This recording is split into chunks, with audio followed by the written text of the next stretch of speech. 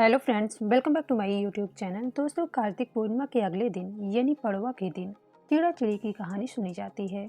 अगर आप मकान बनाने के बारे में सोच रहे हैं या मकान बनाना चाह रहे हैं तो आप इस कहानी को ज़रूर से ज़रूर सुनें, क्योंकि ऐसा माना जाता है कि इस कहानी को सुनने से बहुत शीघ्र अतिशीघ्र मकान बन जाता है। यानी मकान बनाने के लिए जो इच्छा है बहुत जल्द ही पूर्ण हो जाती है। इसलिए ये कहानी पड़वा के दिन सुनी जाती है। कहानी को सुनने के लिए आप घर के मंदिर के सामने या घर के आंगन में इस कहानी को सुन सकते हैं। आपको आटे से मकान बनाना है। आपको आटे से मकान बना लेना है। इस तरह से आप अपने हिसाब से बड़ा छोटा कर सकते हैं। चलिए जान लेते हैं हमें कौन कौन सा सामग्री लेना बहुत ज़्यादा ज़रूरी होता है। सबसे पहले हमें थोड़ा सा आटा ले लेना है मकान बनाने के लिए। उसके बाद 1 लोटा जल, फूल अक्षत और रोली कुमकुम, धूप बत्ती, माचिस, कलावा, भोग लगाने के लिए खील बतासे ले लेना है। और अगर आपके पास कोई मिठाई है तो आप मिठाई भी ले सकते हैं। और 5 घी के दिए ले लेना है। और आपको 2 मोमबत्ती ले लेना है। अगर मोमबत्ती आपके पास नहीं है तो घी के और 2 दिए आपको ले लेना है। और आपको थोड़ा सा गूथा हुआ आटा ले लेना है। और इस गूथे हुए आटे से चिड़ा चिड़ी को बनाया जाता है। तो इस प्रकार से सभी सामग्री को लेकर के हमें चिड़ा चिड़ी की कहानी को सुनना होता है। दोस्तों, इस कहानी को सुनने मात्र से आपके सभी कष्ट क्लेश सब दूर हो जाते हैं। यदि आप अपना खुद का मकान बनाना चाह रहे हैं, सोच रहे हैं, तो आप इस कहानी को जरूर से जरूर सुनें। यह कहानी आप किसी भी समय सुन सकते हैं। आपको ये सबसे पहले ध्यान देना है कि जहां आपको कहानी सुनना है उस जगह को आपको पहले साफ कर लेना है। उसके बाद हम आटे से मकान की आकृति बना लेंगे। आप अपने हिसाब से बड़ा छोटा कर सकते हैं। तो इस तरह से आपको मकान बना लेना है। ये आपको विशेष ध्यान देना है कि जितना रूम आप बनाएं सभी रूम में आपको दरवाजे जरूर छोड़ देना है। बहुत ज़्यादा ज़रूरी होता है दरवाजे छोड़ना, तो आप ज़रूर छोड़ दें। अगर आपने कार्तिक स्नान किया है तो आप इस कहानी को ज़रूर से ज़रूर सुनेंगे। अगर आपने नहीं भी किया है तो आपको इस कहानी को ज़रूर सुनना चाहिए। कार्तिक पूर्णिमा के अगले दिन यानी कि पड़वा के दिन खिचड़ी का भोग लगाया जाता है ठाकुर जी को।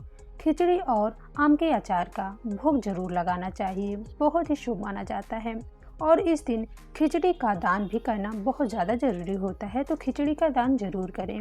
जब मकान बन जाए तो इस तरह से आपको गुथा हुआ आटा लेकर चिड़ा और चिड़ी की आकृति बना लेना है। आपको देखने में लगे कि ये चिड़ा और चिड़ी है।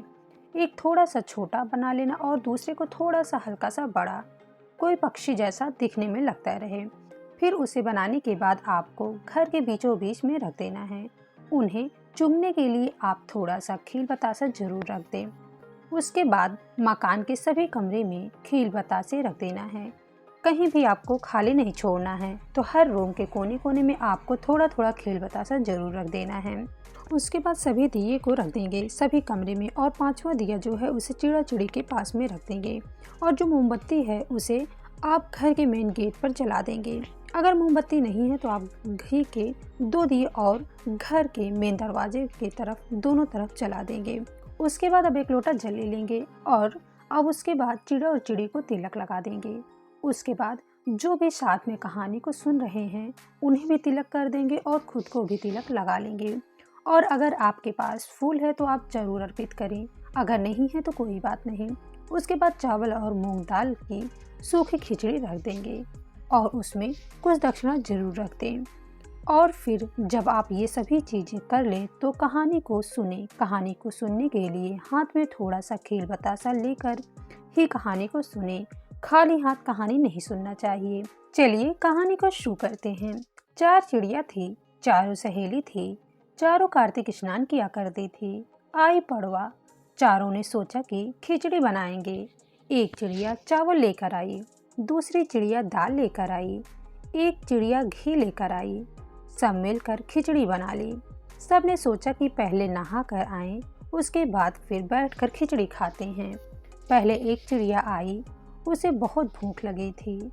बाकी चिड़िया अभी नहीं आई थी तो उसने खिचड़ी की भाप खा ली। दूसरी चिड़िया आई, उसने खिचड़ी का पानी पी लिया। तीसरी चिड़िया आई, उसने खिचड़ी खा ली। और चौथी चिड़िया आई, उसने खुरचन खा ली, क्योंकि उसके लिए खिचड़ी खाने के लिए नहीं बची थी। चारों चिड़िया कुछ समय बाद मर गई। जिस चिड़िया ने भाप खाई थी वो राजा के घर राजकुमारी बनी। जिस चिड़िया ने पानी पिया था वो कुम्हार की बेटी बनी। जिस चिड़िया ने खिचड़ी खा ली थी वो ब्राह्मण की बेटी बनी। ब्राह्मण की बेटी राजकुमारी की सहेली बन गई। हथनी भी राजा के घर में रहने लगी। इस प्रकार से जो चारों सहेलियां थी वो राजा के यहाँ पर सारी काम कर रही थी। राजकुमारी को पिछले जन्म की कुछ बातें याद थी। राजकुमारी की जब शादी हुई तो वह विदा हो रही थी तो उसने राजा से कहा कि मैं अपनी सहेलियों को और दासी को अपने साथ लेकर जाऊंगी।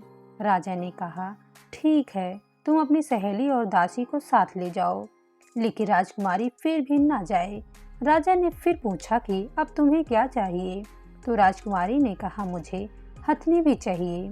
राजा ने नौकर को कहकर हथनी को भेज दिया। वो हथनी किसी के बस में नहीं आती थी। वो किसी के कहने के अनुसार नहीं चलती थी। हथनी उठे ही ना। फिर राजकुमारी खुद चलकर उनके पास गई और उन्हें पिछले जन्म की बात उनके कानों में कही, जिसे सुनकर वे सीधे खड़ी होकर चल दी। यह देखकर राजा बहुत हैरान हो गया।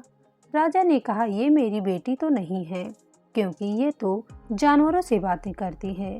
राजा ने सोचा कि ये मेरी बेटी के रूप में कोई बहरूपिया आ गई है।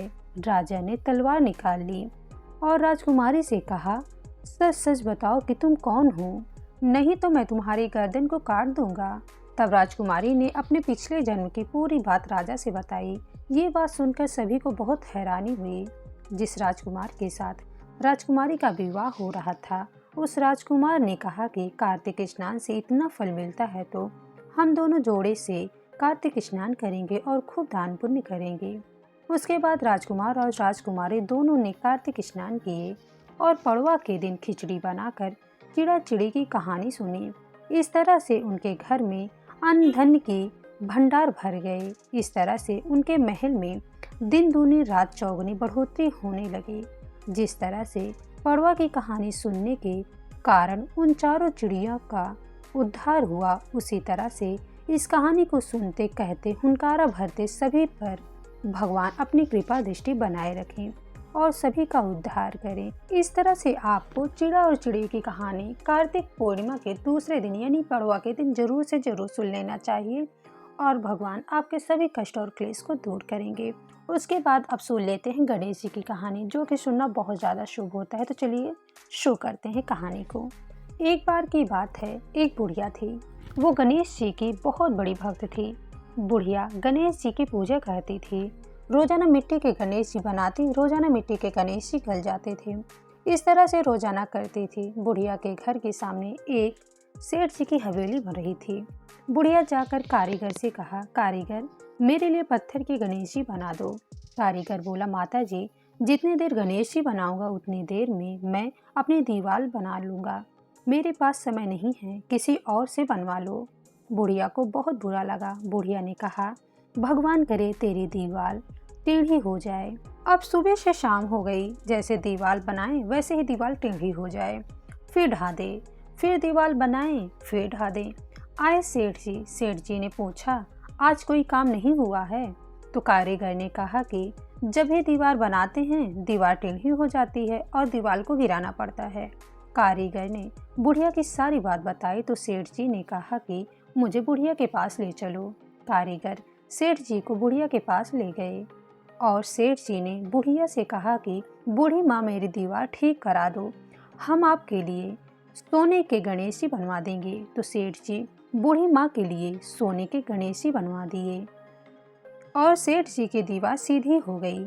हे गणेश जी महाराज, जैसे आपने सेठ जी की दीवार सीधी की वैसे ही इस कहानी को कहते सुनते हुंकारा भरते सबके सभी कार्य सिद्ध करना और सब पर अपनी कृपा दृष्टि बनाए रखना।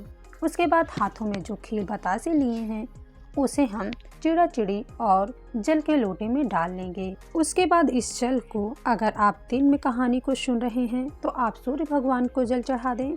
अगर आप शाम को सुन रहे हैं इस कहानी को तो आप चंद्रदेव को इस जल को अर्पित कर दें और उसके बाद हाथ जोड़कर गणेश जी और चिड़ा चिड़ी को प्रार्थना करें कि जिस प्रकार से आपने सबकी रक्षा की, उसी प्रकार से मेरी भी रक्षा करें।